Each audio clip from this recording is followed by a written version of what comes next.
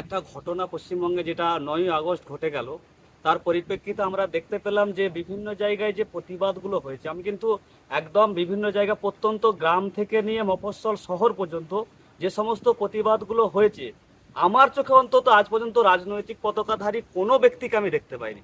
সেখানে ছাত্রছাত্রী থেকে আরম্ভ করে শিক্ষক সমাজ, অভিভাবক এবং যে সমস্ত ব্যক্তি তারা আন্দোলন করেছেন, কারুর কাছে জাতীয় পতাকা কিছু জায়গায় দেখেছি, অবশ্যই এটা তো স্বীকার করতেই হবে। তাছাড়া কোনো রাজনৈতিক পতাকাধারী আমি ব্যক্তিকে দেখতেই পাইনি।